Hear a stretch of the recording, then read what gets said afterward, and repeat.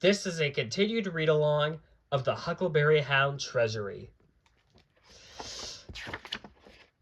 In this episode, we will be reading Ruff and Reddy by Anne McGovern. Pictures by Harley Eisenberg and Al White.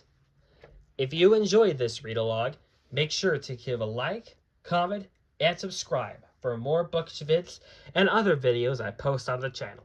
But for now, without further ado, let's continue the Huckleberry Hound Treasury with Ruff and Reddy.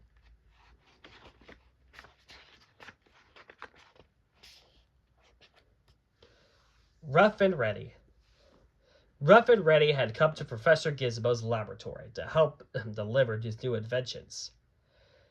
Reddy knocked on the door once, twice, 3 times, but no one answered.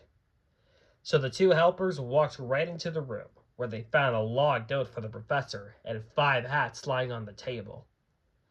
"These hats are very, very special," the note said. "The cook's hat is spot-proof. It won't ever get dirty. The baseball hat is bump-proof. Balls will bounce right off. The mailman's hat is drip-proof.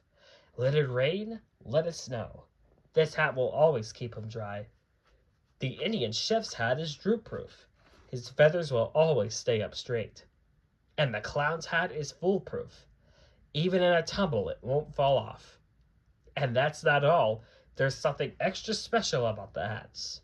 You'll see." "I wonder where the professor is," said Ruff. "Well, I guess we'd better deliver these without him." And they piled the 5 hats into their little red wagon. "The cook lives way up," puffed Reddy, pushing the little wagon from the back. "Up at the top of the hill," huffed Ruff, pulling the little red wagon from the front. The cook was delighted when he saw his spot-proof hat. As soon as it was on his head, he began to dash around the kitchen. Out came the eggs, the sugar, the flour, the milk and the sugar. In a twinkling, the cook slid a cake pan into the hot oven. A short time later, out came the biggest, the best, and the most beautiful cake in the world. "Everybody must taste this cake," cried the cook, "so I'll come along with you." So into the little red wagon went the cook, with the biggest, the best, and the most beautiful cake in the world. Ruff and Reddy huffed and puffed up the hill until they came to the ball field. The ball player was up at bat. "Wait!" shouted Reddy. "Here's your new ball-proof hat." They were just in time. The ball player put the hat on, the pitcher threw the ball, and wham! It was a home run and the game was over. "I've never made a home run before. I'll come along with you and tell my friends about it," said the ball player. Into the little red wagon went the baseball player and his baseball bat, and the cook with the biggest, the best, and the most beautiful cake in the world. Ruff and Reddy pushed and pulled the heavy little wagon to the post office. "Here's your drip-proof hat," Ruff said to the mailman. The mailman put the hat on. Then he began to stuff his mailbag with letters and bundles. "Here is a birthday package for Peter," he said. "And this is the letter Kale has been waiting for all week. Look, 2 special deliveries. Oh, happy day. I'll come along with you to deliver my mail." So into the little red wagon went the mailman and with his mailbag, the baseball player with his baseball bat, and the cook with the biggest, the best, and the most beautiful cake in the world. Ruff groaned and Reddy moaned as they pushed and pulled the little red wagon to the Indian chef's tent. The Indian chief was peacefully smoking his peace pipe. "Whoopee!" he cried when he saw his drip-proof hat. As soon as it was on his head, he began to dance a rain dance.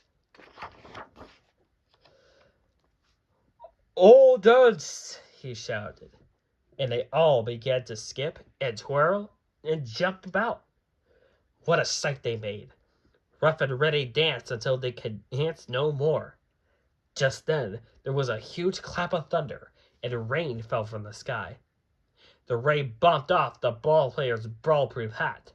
The rain bounced off the cook's spoil-proof hat. The rain dripped off the mailman's drip-proof hat. And the chief's feathers did not droop at all.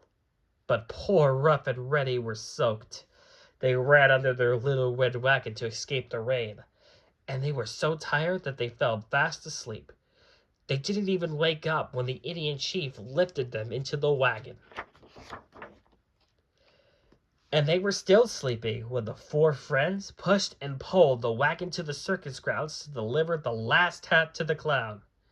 When the clown put on his foolproof hat, he suddenly thought of a plan. An hour later, and everything was ready.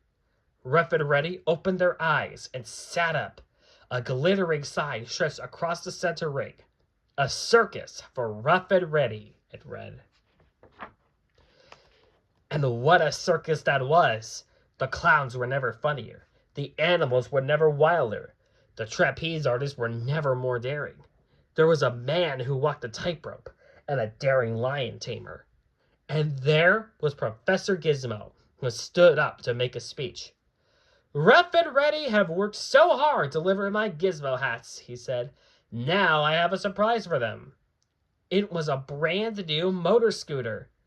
"No more huffing and puffing up steep hills. Try it and see." The professor. Ruff and Reddy jumped on and whizzed up the hill faster than you can say, "The end." Thanks for watching.